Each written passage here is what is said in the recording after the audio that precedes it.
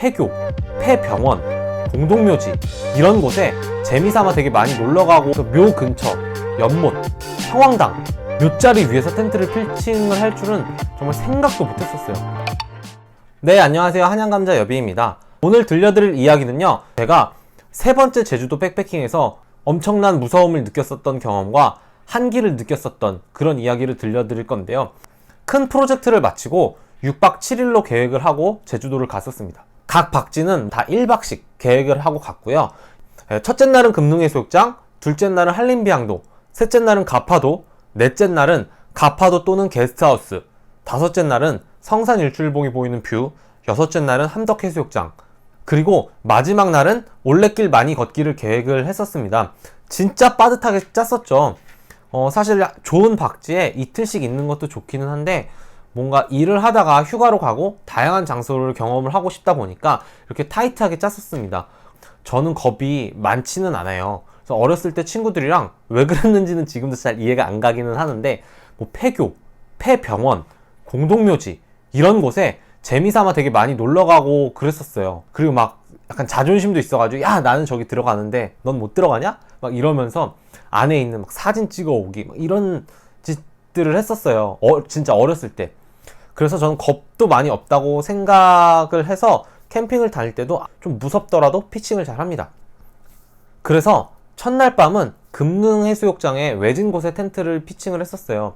근데 그날따라 바람도 엄청나게 많이 불고 여름에만 운영하는 거기 해변가 관리사무소가 있거든요. 거기도 겨울에 운영을 안 하니까 당연히 관리가 안 돼서 엄청 폐허처럼 되어 있고, 왜 때문인지 안에 진짜 흰색 마네킹이 이렇게 있었어요.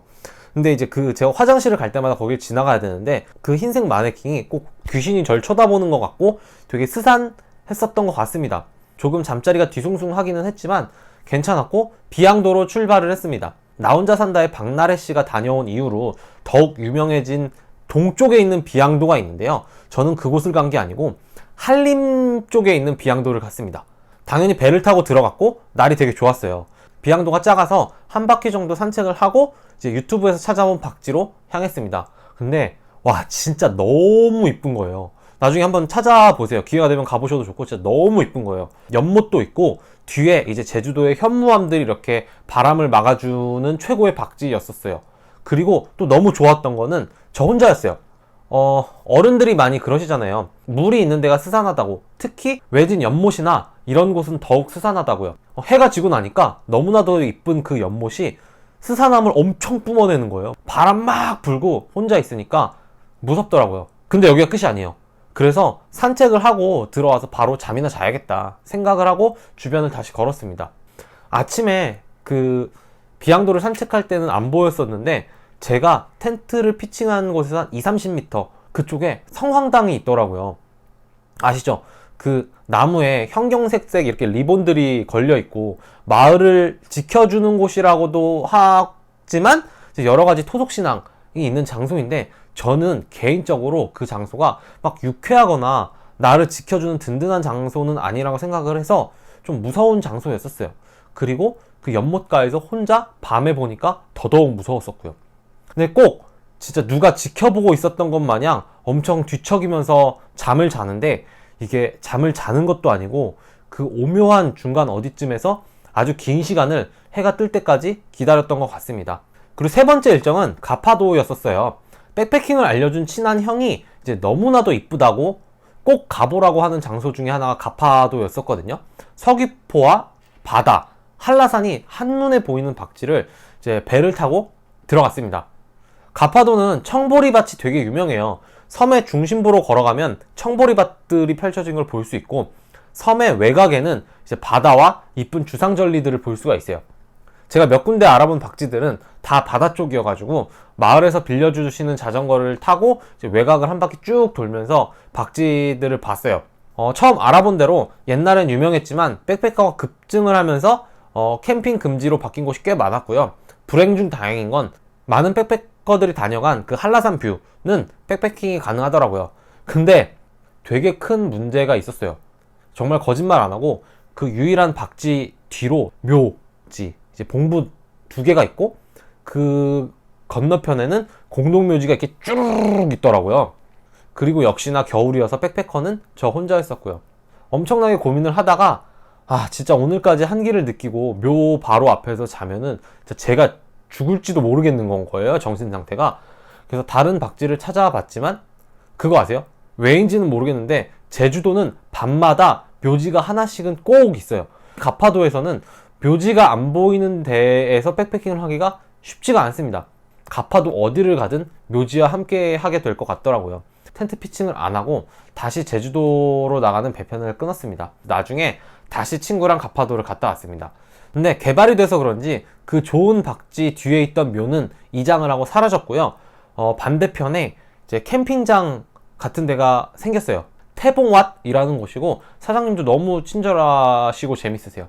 아무튼 그렇게 가파도가 너무 무서워서 혼자 도망을 나왔었던 기억이 있고요. 그날은 안 되겠다 싶어가지고 방을 잡고 잤습니다. 백패커스 라운지에 도착을 하니까 진짜 너무 살 것 같더라고요. 그래서 맛있는 것도 왕창 먹고 술도 먹고 이렇게 해서 하루를 보냈고, 그 다음 날은 이제 계획을 했었던 성산 일출봉 쪽으로 갔습니다. 마을 올레길 쪽에 있는 데크로 갔는데요. 거기도 이제 되는지 안 되는지 확실히 몰라서 마을 이장님께 찾아가서 여쭤보고 이제 그 바로 앞에 식당을 운영하는 사장님께도 허락을 받고 갔습니다. 이제 목표한 박쥐에 잘 도착을 했는데 더 좋은 곳이 없나 궁금하더라고요. 그래서 그 근처를 둘러보고 이제 작은 등산할 수 있는 봉우리도 있어서 올라갔습니다.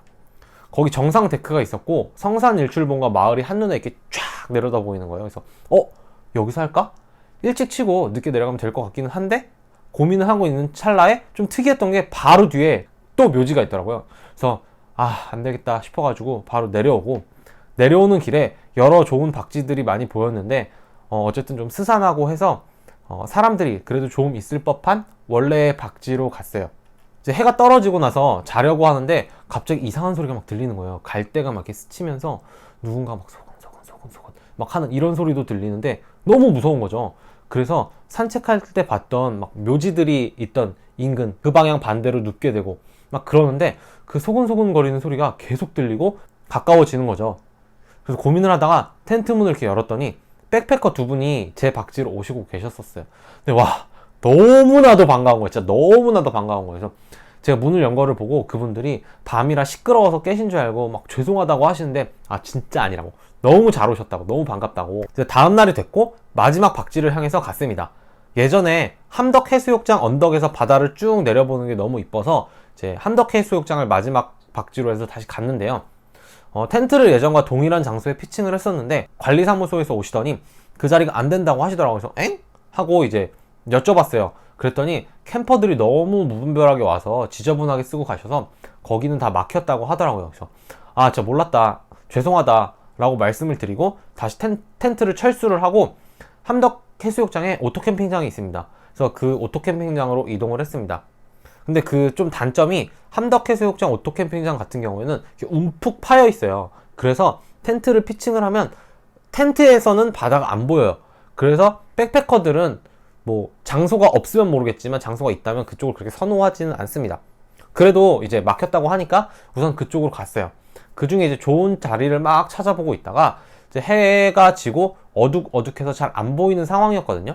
캠핑장과 딱 이 서호봉 언덕 사이 한 요쯤에 되게 텐트를 치기 딱 좋은 자리가 있는 거예요. 그래서 거기에서 보니까 이제 앞에 바다 전망도 쫙 보이고 일출일몰도 너무 잘 보일 것 같은 건 거죠. 그래서 내가 도대체 이런 박쥐가 있는데 내가 왜 몰랐었지? 하고 막 피칭을 했어요. 너무 신나가지고.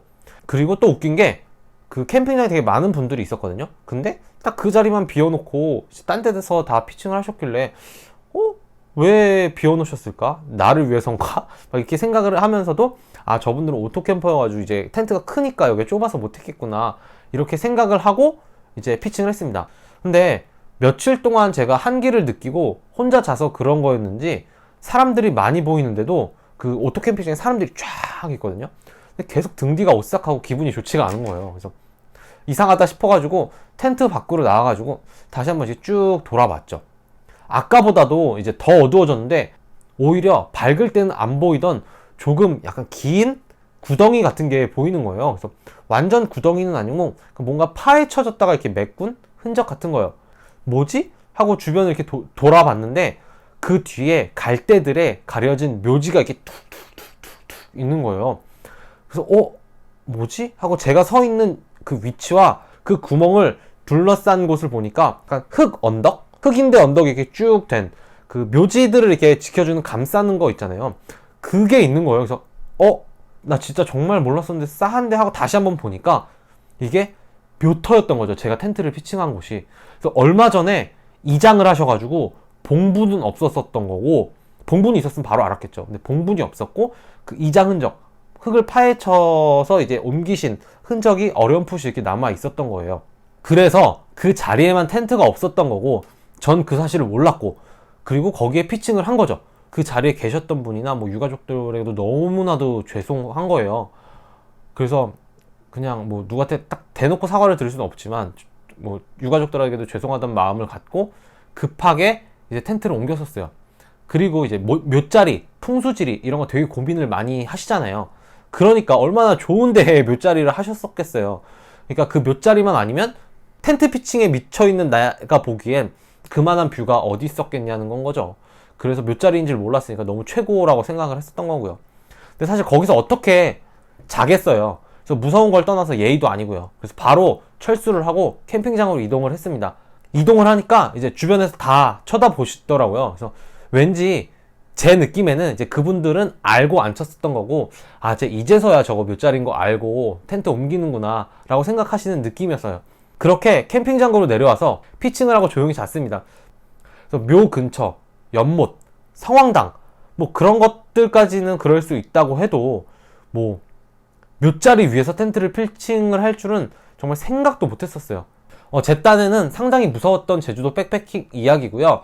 혹시나 제주도를 가실 분들이 있으면 뭐 이런 거 좀 참고하시면 좋지 않을까. 묘자리나 뭐 이런 데에서 좀 주변에서 자는 걸 좀 꺼려 하신다 라고 하면은 혼자 겨울에 제주도 백패킹 가는 거는 좀 고민하실 필요가 있다는 팁을 드리고 싶었었어요. 제 얘기는 여기까지고요. 다음 컨텐츠로 찾아뵙겠습니다.